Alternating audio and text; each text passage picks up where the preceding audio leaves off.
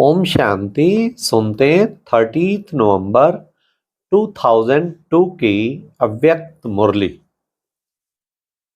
आज की मुरली का टाइटल है रिटर्न शब्द की स्मृति से समान बनो और रिटर्न जर्नी के स्मृति स्वरूप बनो। आज की मुरली में 4 क्वेश्चन। नंबर 1, बच्चों के लिए बाप दादा ने कौन कौन से भिन्न भिन्न झूले दिए हैं। नंबर 2, कौन सी मिट्टी में कभी कभी बच्चों का पांव चला जाता है। नंबर 3, परमात्म तख्त नशीन जो होगा उसकी निशानियां क्या होंगी। लास्ट, वर्तमान समय माया के कौन से 2 रूप बच्चों का पेपर लेते हैं। तो प्यारे बाबा ने ये 4 क्वेश्चन हैं। तो मुख्य बाबा ने बार बार कहा, देखो बच्चे, ये देह अभिमान भी जो है ना गहरी मिट्टी है। देह भान मिट्टी है और देह अभिमान गहरी मिट्टी है और बच्चों का पांव इसमें चला जाता है। आज की मुरली सारी दिल तख्त नशीन बच्चे जो हैं वो ब्राह्मण आत्माओं के सिवाय किसी को बाबा ने कहा ये दिल तख्त प्राप्त नहीं हो सकता।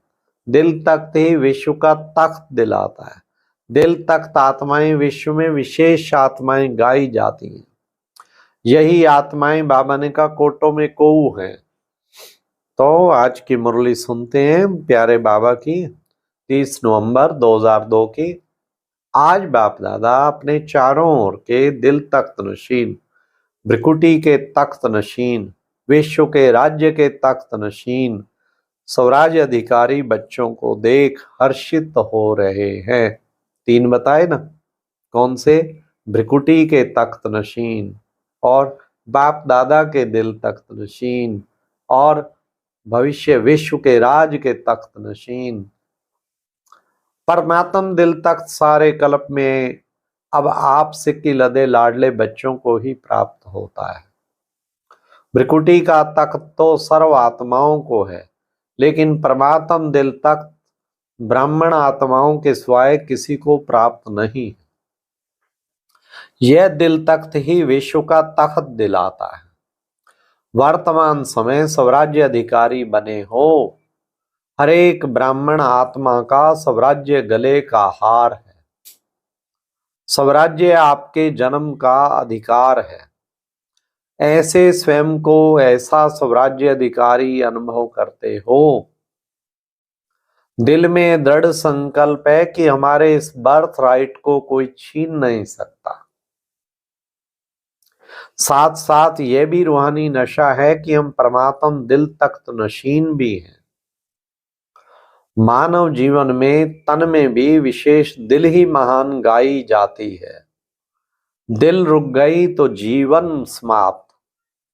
तो आध्यात्मिक जीवन में भी दिल तख्त का बहुत महत्व है। जो दिल तख्त नशीन है वही आत्माएं विश्व में विशेष आत्माएं गाई जाती हैं।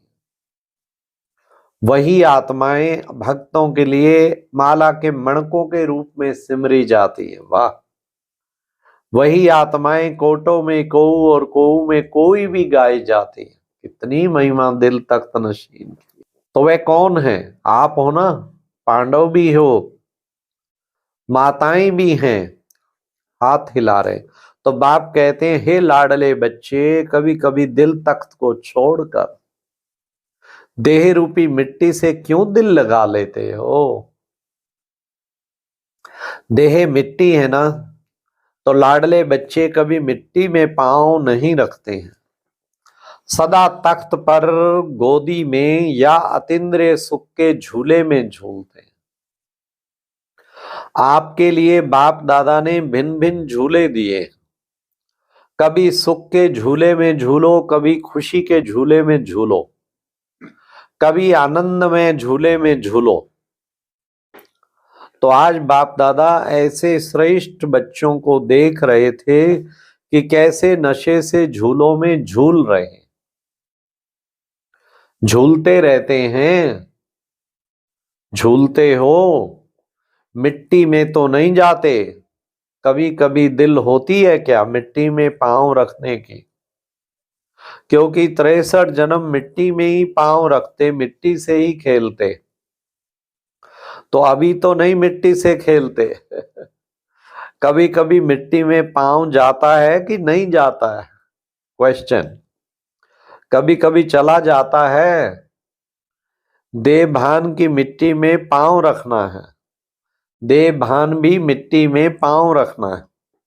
देह अभिमान की तो बहुत गहरी मिट्टी में पांव है, लेकिन देह भान अर्थात बॉडी कॉन्शियसनेस यह भी मिट्टी है। जितना संगम का समय ज्यादा से ज्यादा तख्त नशीन होंगे, उतना ही आधा कल्प सूर्यवंशी की राजधानी में और चंद्रवंशी में भी सूर्यवंश के राजघराने में होंगे। अगर अभी संगम पर कभी कभी तख्त नशीन होंगे, तो सूर्यवंश के रॉयल फैमिली में इतना ही थोड़ा समय होंगे। तख्त नशीन चाहे टर्न बाय टर्न होगी, लेकिन रॉयल फैमिली राज्य घराने की आत्माओं के सदा संबंध में होंगे।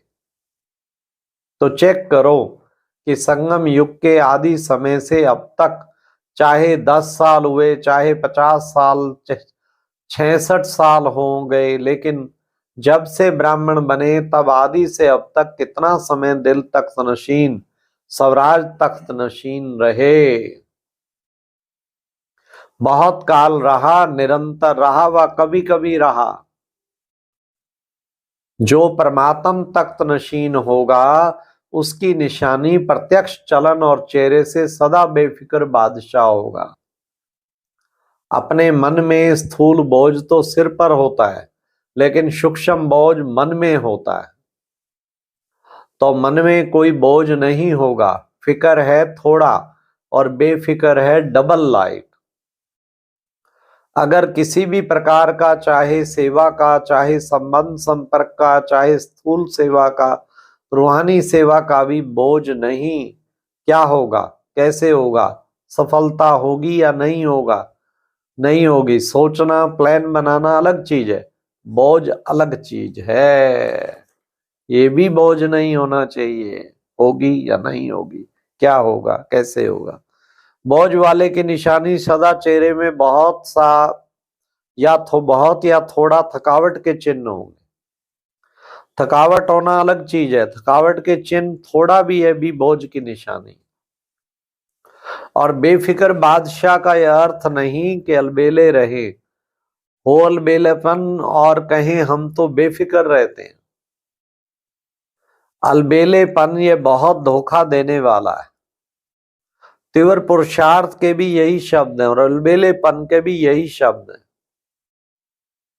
तीव्र पुरुषार्थी सदा दृढ़ निश्चय होने के कारण यही सोचता है, हर कार्य हिम्मत और बाप की मदद से सफल हुआ ही पड़ा है। और अलबेलेपन के भी यही शब्द हैं, जो हो जाएगा, हो जाएगा, हो जाएगा, हुआ ही पड़ा है। कोई कार्य रहा है क्या? हो जाएगा। तो शब्द एक है, लेकिन रूप अलग अलग है। समझा?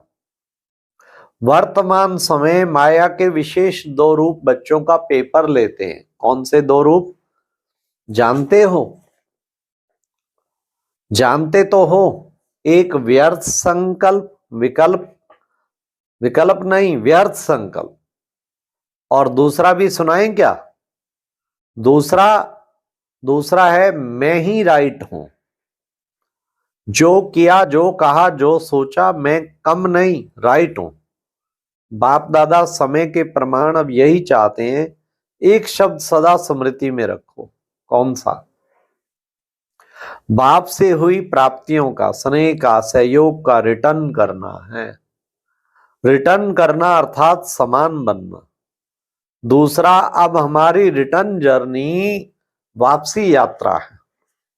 एक ही शब्द रिटर्न सदा याद रहे, इसके लिए बहुत सहज साधन है। हर संकल्प, बोल और कर्म को ब्रह्मा बाप से टैली करो। बाप का संकल्प क्या रहा, बाप का बोल क्या रहा, बाप का कर्म क्या रहा, इसको ही कहा जाता है फॉलो फादर। फॉलो करना तो सहज होता है ना, नया सोचना नया करना उसकी आवश्यकता है ही नहीं। जो बाप ने किया वह फॉलो फादर, सहज है ना। फिर बाबा टीचर्स के साथ, टीचर्स हाथ उठाओ, फॉलो करना सहज है या मुश्किल है? सहज है ना, बस फॉलो फादर। पहले चेक करो, जैसे कहावत है ना, पहले सोचो फिर करो, पहले तोलो फिर बोलो।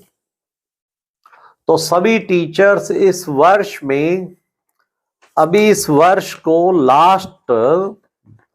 लास्ट मंथ है, पुराना जाएगा और नया आएगा। नए आने के पहले क्या करना है, उसकी तैयारी कर लो। यह संकल्प करो कि स्वाय बाप के कदम पर कदम रखने के कोई भी कदम नहीं उठाएंगे, बस फुट स्टेप, कदम पर कदम रखना तो इजी है ना। नए वर्ष में अभी से संकल्प में प्लान बनाओ, जैसे ब्रह्मा बाप सदा निमित्त और निर्माण रहे, ऐसे निमित्त भाव और निर्माण भाव। सिर्फ निमित्त भाव नहीं, निमित्त भाव के साथ निर्माण भाव, दोनों आवश्यक हैं, क्योंकि टीचर्स तो निमित्त है ना। तो संकल्प में भी, बोल में भी, और किसी के भी संबंध में, कर्म में, हर बोल में निर्माण। जो निर्माण है वही निमित्त भाव में, जो निर्माण नहीं उसमें थोड़ा बहुत सूक्ष्म महान रूप में अभिमान नहीं भी हो तो रोब होगा। ये रोब, ये भी अभिमान का अंश है। और बोल में सदा निर्मल भाषा मधुर भाषी। जब संबंध संपर्क में आत्मिक रूप की स्मृति रहती है तो सदा निराकारी और निरहंकारी रहते हैं। ब्रह्मा बाप के लास्ट के तीनों शब्द याद रहते हैं, निराकारी, निरहंकारी, वही निर्विकारी। अच्छा फॉलो फादर, पक्का रहा है ना? हाँ, अगले वर्ष की मुख्य लक्ष्य स्वरूप की स्मृति है ये तीन शब्द, निराकारी, निरहंकारी, निर्विकारी। अंश भी नहीं हो, मोटा मोटा रूप तो ठीक हो गया है, लेकिन अंश भी नहीं हो, क्योंकि अंश ही धोखा देता है। फॉलो फादर का अर्थ ही है इन तीन शब्दों को सदा स्मृति में रखें, ठीक है?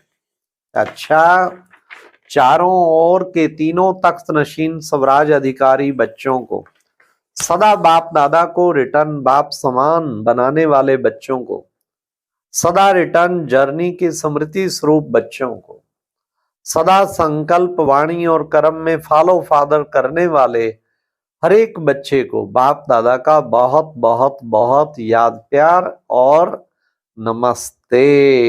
अच्छा, ओम शांति। देखो कितनी सुंदर मुरली के ये देवभान की मिट्टी में पांव नहीं रखना और सदा दिल तख्त नशीन रहना है, और मधुर वाणी, निमित्त भाव, निर्माण भाव। एक बहुत अच्छी वीडियो देखने के लिए ऊपर दिए गए बॉक्स पर क्लिक करें।